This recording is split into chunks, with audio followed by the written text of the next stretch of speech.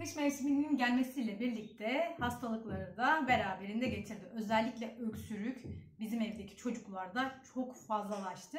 Ve ben de bununla ilgili en doğal şekilde öksürüğü en aza nasıl indirebilirim diye bir araştırma yaptım.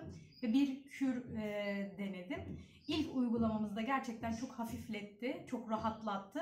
Ve de aynı zamanda da bağışıklıklarının güçlenmesine sebep olacak bir kür arkadaşlar.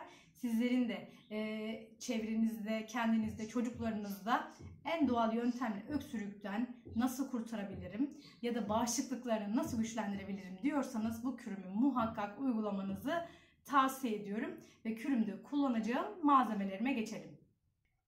Kürümüz için 1 çay kaşığı zencefil, 1 çorba kaşığı limon suyu ve de şöyle göstereyim 1 tatlı kaşığı bala ihtiyacım var. Şimdi kürümüzü yapım aşamalarına geçelim. Şöyle bizim bir kupa bardağımızın içerisine şöyle malzemelerimizi aktarıyoruz. Ve de balı da ilave ediyoruz ve bir karışım sağlıyoruz.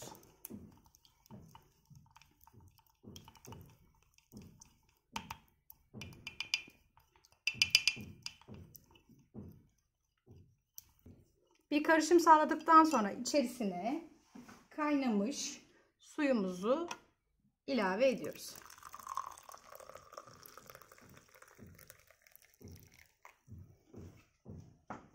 Ve bir karışım sağlıyoruz ve kürümüz tüketilmek için hazır hale geliyor. Ilıdıktan sonra kürümüzü içeceğiz. Tüketilmek için ılıdıktan sonra şöyle kürümü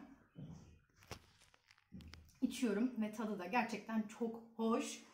Sizler de öksürüğünüzün kesilmesini ve de bağışıklığınızın güçlenmesini istiyorsanız bu kürümü hem çocuklarınızda hem de kendinizde güvenle uygulayabilirsiniz. Videomu beğenmeyi ve videomu sevdiklerinizle paylaşmayı unutmayın. Hoşça kalın.